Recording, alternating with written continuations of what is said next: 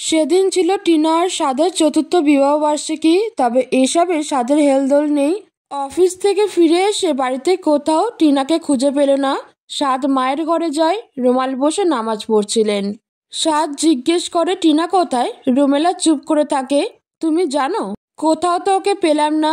বললে কি বিশ্বাস করবি? কি? ওই যে টিনা কোথায়? করব না কেন?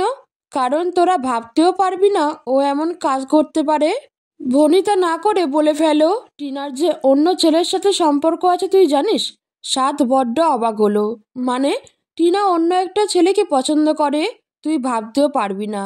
ওই ছেলের সাথে ওর ফিজিক্যাল রিলেশন পর্যন্ত চলে। সাদ বড় একটা ধাক্কা খায়। টিনার সাথে অন্য লোকের সম্পর্ক আছে, তাও আবার ফিজিক্যালি অ্যাটাচড। What the? মা, এসব কি বলছো? সাদ বিশ্বাস করতেই পারছে না। কিন্তু মা যখন বলছে তখন বিশ্বাস করাটাই শ্রেয়। তুমি কি করে জানলে? আমি তো আরও অনেক আগেই জেনেছি, তোদের বিয়ের 5 মাসের মাথায়। সাদ অবাক হয়ে বলল, তাহলে এতদিন বলনি কেন? তোর বাবার সামনে টিনাকে নিয়ে কিছু কথা বলা যায়? তাছাড়া আমি নিজের কানে শুনেছি ওরা কলেজে পড়াকালীন এক প্রকার কলগড় ছিল। খুবই লুকিয়ে চুরিয়ে এই কাণ্ড ঘটাতো। মা, সত্যি বলছি, আমি এতদিন বলিনি কারণ প্রমাণ ছিল না, কিন্তু আজ আছে। নিজের কানে শুনেছি ওরা স্কাই হোটেলে উঠবে আজ রাতে। টিনা হয়তো সেখানেই গিয়েছে। সাজিদ সাহেব দরজায় দাঁড়িয়ে শুনে ফেললেন। ঘরে ঢুকেই প্রচণ্ড জোরে থাপ্পড় মারলেন স্ত্রীর গালে। 35 বছর সংসার জীবনে কখনো রোমেলার গায়ে হাত তুলেননি উনি। রোমেলার চোখ দিয়ে পানি গড়িয়ে পড়ল। সাদ কিং কর্তব্য বিমূঢ় হয়ে বাবার দিকে চেয়ে আছে। সাজিদ সাহেব হুঙ্কার ছেড়ে বললেন, ইচ্ছেটা কি এসব? তুমি টিনার নামে কি সব আজে বাজে কথা বলছো? সত্যি বলছি, তোমার এসব আজগুবি কথা বন্ধ করো। টিনা হতে পারে একটু অন্য টাইপ মেয়ে, কিন্তু শরীর বিলিয়ে দেওয়ার মতো না। হাসালে। যে বিয়ের আগে তার ভার্জিনিটি খুইয়ে বসে আছে তাকে তুমি সাপোর্ট করছো? আমি কাউকে সাপোর্ট করছি না। তুমি জানো ওর বাবা কতটা ডেঞ্জারাস মানুষ? যদি শুনে তার মেয়ের নামে কুৎসা রটিয়েছ, তাহলে তোমাদের জেলের ভাত খাওয়াবে। ওনারা তো জানা দরকার মেয়ে নষ্ট হয়ে গিয়েছে।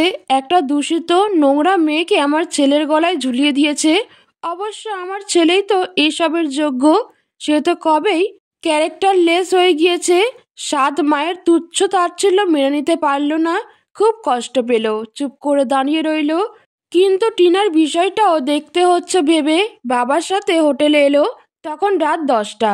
কাউন্টার থেকে রুম নাম্বার খুঁজে খুঁজে পেয়েও গেল এবং দেখা গেল রুমালের কথাই ঠিক। দরজা খুলতেই দেখা গেল টিনা আপত্তিকর অবস্থায় ইফতির সাথে। সাজিদ সাহেব বাক্যহারা হয়ে গেলেন। সাদ প্রচণ্ড রেগে গেল। এই ক্যারেক্টারলেস মেয়ের জন্য ওর মা বাবার হাতে থাপ্পড় খেলো। সে টেনে হিঁচড়ে হোটেল থেকে নিয়ে এলো টিনাকে। বাড়ি এসে সাদ প্রচণ্ড জোরে থাপ্পড় মারল টিনাকে। চিৎকার করে বলল, কি এসব? এত নীচ তুমি? ছি! টিনা চুপ করে আছে, কান্না করছে। ভাবেনি ধরা পড়ে যাবে, কিন্তু যখন ধরা পড়েই গেছে তখন আর লাভ কি মিথ্যা বলে? কয়দিন ধরে চলছে এসব? টিনা এবার মুখ খুলল। বিয়ের আগে থেকেই সাদ ঠাস করে থাপ্পড় মারল। টিনার কোনো ভাবান্তর হলো না। সে বলল, তুমি যা করতে পারো আমিও তাই পারি। মানে? বিয়ের আগে তুমিও তো এসব করেছো? না, শোভা আমার লিগ্যাল ওয়াইফ ছিল। ওই একই হলো। এক হয়নি। কেন হয়নি? তুমি ওর সৌন্দর্য উপভোগ করবে বলেই তো বিয়ে করেছিলে, তাই না? ভালোবেসে তো করনি, শুধু বৈধতার দোয়াই দিয়েছিলে, আর কিছু না। কিন্তু ইফতির সাথে আমার লিগ্যাল সম্পর্ক না থাকলেও আমি ওকে ভালোবাসি। সাদ রেগে চিৎকার করলো, টিনা, তুমি কিন্তু বাড়াবাড়ি করছো। মোটেই না। এবার যখন জেনেই গেছো তবে আমাকে মুক্তি দিয়ে দাও। সাদ চমকে উঠল। আবার আবার সেই মুক্তির কথা? মানতে পারল না সাদ।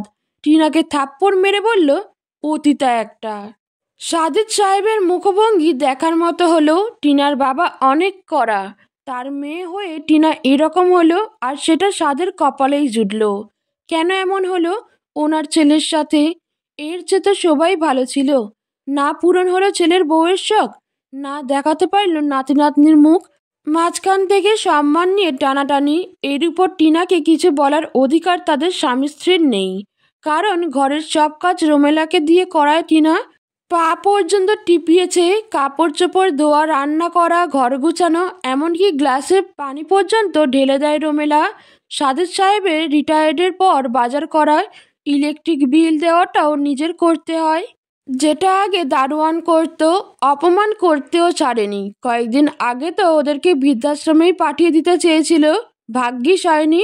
এক কথায় বৌমার সুখ ওদের কপালে জোটেনি। এটা যে সবার সাথে করা অন্যায়ের ফল সেটাও এতদিনে বুঝে গিয়েছে।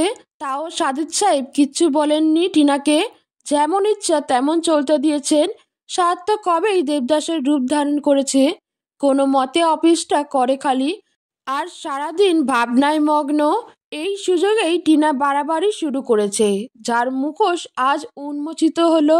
শোবার অভিশাপটাই কাল হলো ওদের। চোখের পানিতে মুখ ধুয়েও কুল হচ্ছে না। আচ্ছা, মেয়েটা কোথায়? একটিবার দেখা হলে ওর পায়ে ধরে ক্ষমা চেয়ে নেবে। ক্ষমা কি করবে না শোভা? নইলে যে মরেও শান্তি পাবে না। এসব ভাবাভাবির মাঝেই সাদ আর টিনার ঝগড়া শুরু হলো। সাদেক সাহেব ভাবনার প্রহর কাটিয়ে ওদেরকে থামানোর চেষ্টা করতে লাগলেন, কিন্তু টিনা বেয়াদবের মতো সাদেক সাহেবের গালে চড় মারল। পুরো ঘর স্তব্ধ হয়ে গেল। কত বড় স্পর্ধা টিনার! থাপ্পড় মেরেই টিনা ক্ষান্ত হয়নি। রাস্তার কুকুরের সাথে সাদেক সাহেবের তুলনা করেছেন এবং রেগে ওনার মুখে থুতু ছিটিয়েছেন। সাদ টিনা টুটি চেপে ধরল। হাতাহাতির এক পর্যায়ে রোমেলার চিৎকারে ওরা থেমে গেল। সাদেক সাহেব রোমেলার উপর ঢলে পড়লেন। অজ্ঞান অবস্থায় হসপিটালে নিয়ে যাওয়া হলো, ভর্তি করাও হলো, কারণ অবস্থা ভালো নয় ওনার। করিডোরে সবাই অপেক্ষা করছে, টিনা আসেনি। ডাক্তার কিছুক্ষণ পরে এসে সাদেক সাহেবকে মৃত ঘোষণা করলেন। রোমেলার চিৎকারে হাসপাতালে পরিবেশ ভারী হয়ে উঠল। কে দায়ী ওনার মৃত্যুর জন্য? সাদ নাকি সাদেক সাহেব নিজেই? সবার প্রতি করা অন্যায়ের শাস্তিটা কি কম হয়ে গেল সাদেক সাহেবের?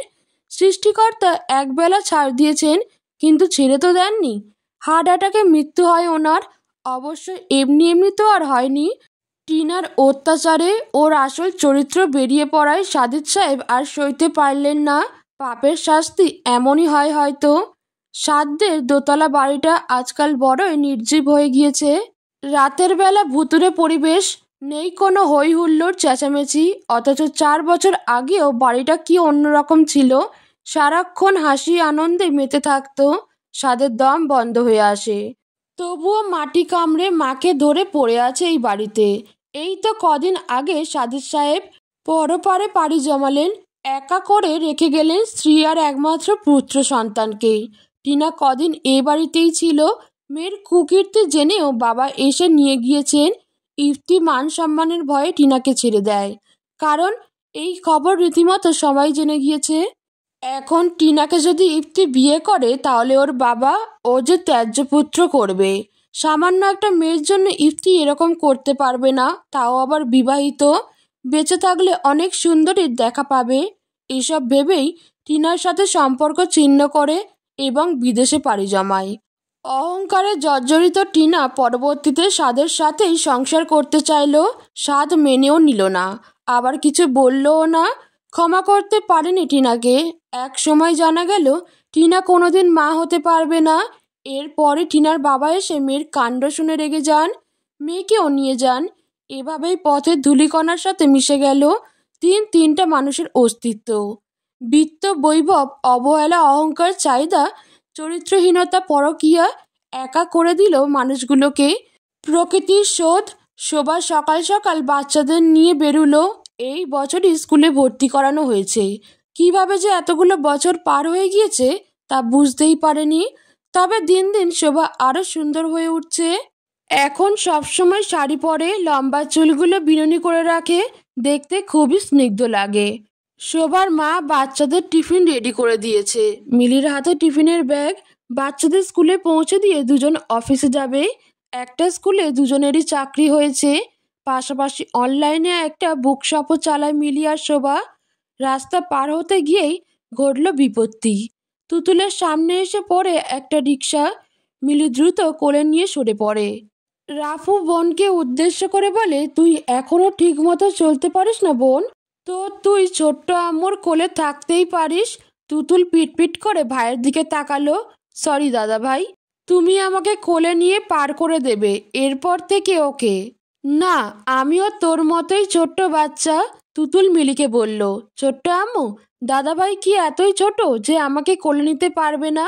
মিলি মুখটা গম্ভীর করার চেষ্টা করে বলল, হুম, ভাই তো খুব ছোট। তুমি আমার কোলে উঠেই রাস্তা পার হবে, ঠিক আছে? আচ্ছা। শোভা ছেলে মেয়েদের কাণ্ড কারখানা দেখে হেসে ফেলল।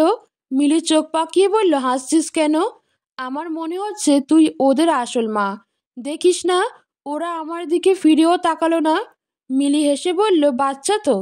যাই বলিস, তুই ওদের জন্য যা করিস আমি তো কখনোই করতে পারতাম না। কথা বলতে বলতে ওরা স্কুলে এসে গেল। দুজনকে ক্লাসে বসিয়ে দিয়ে মিলি এক গাদা নোটিশ দিতে লাগলো। কি খাবে, কি লিখবে, ব্যাগের কোন পকেটে কি আছে, কার সাথে খেলবে, বাথরুম পেলে কোথায় যাবে, সবার সাথে ভদ্রভাবে কথা বলতে, দুজন যাতে দুষ্টুমি না করে সব বুঝিয়ে দিল। শোভা সেদিকে মুগ্ধ হয়ে তাকিয়ে রইল। মিলিটা এত ভালো কেন? এত বছর হয়ে গেল অথচ নিজের জীবন নিয়ে কোনো ভাবনা নেই। জীবনটা তো গোছাতে হবে। এইভাবে শোভার জন্য স্যাক্রিফাইস করতে থাকলে শোভা যে অনেক বেশি ঋণী হয়ে পড়বে। স্কুলে যাবার পথে শোভা মিলিকে জিজ্ঞেস করলো, সাইফের সাথে কথা হয়েছে? হুম, উনি পরশু আসবেন চট্টগ্রামে। কোন দরকারে? জানি না, ওই হাঁদাটা বলেছে বিশেষ দরকার আছে। এখনো হাঁদা ডাকাটা গেল না তোর? তাহলে কি বলবো জানু প্রাণু? জামাই ডাকবি? মিলি অবাক হয়ে বলল, মানে? আমার মনে হয় সাইফ ভাই তোকে পছন্দ করে। তোকে বলেছে? না, কিন্তু আচরণেই বোঝা যায়। সবসময় কেমন খোঁজ খবর নেয় দেখিস না। মিলি মুখ বাঁকিয়ে তাচ্ছিল্যের সুরে বলল, খোঁজ খবর নিলেই কি বোঝা যায় একজন আমাকে পছন্দ করে? তাছাড়া আমি এসবে বিশ্বাস করি না। আমার এসবে ইন্টারেস্ট নেই। যেমন আছি তেমনই ভালো আছি। তার মানে তুই চিরকুমারী থাকবি, বিয়ে করবি না? হুম। মিলি, বল, সাহেব ভাই যদি তোর সামনে এসে দাঁড়ায় তাহলে তুই তাকে ফিরিয়ে দিবি? ফিরিয়ে দেব কেন?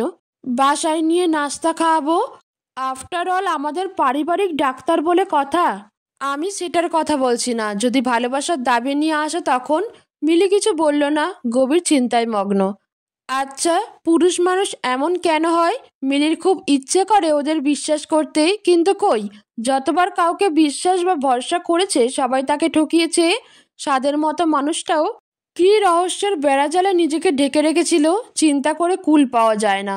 স্বাদ হয়তো সুখেই আছে। যদি সে ভালোই হতো তাহলে এতদিনে নিশ্চয়ই শুধরে যেত। একটা দীর্ঘশ্বাস ফেলে মিলি শোভাকে নিয়ে স্কুলে পা রাখে। বিশাল বড় গার্লস স্কুল, সরকারি চাকরি। দিন তো ভালোই কাটছে। সবচেয়ে বড় কথা, রাফু আর তুতুলকে ছেড়ে যাওয়ার কথা মিলি ভাবতেও পারে না। ছোট্ট পুচকুগুলো মিলির জীবনের খুব গুরুত্বপূর্ণ অংশ দখল করে আছে। যখন ছোট আম্মু বলে ডেকে ওঠে তখন নিজেকে মাতৃরূপে আবিষ্কার করে। এমন বাচ্চাদের ছেড়ে মিলি ঘর বাঁধতে পারবে নাকি? কখনোই না।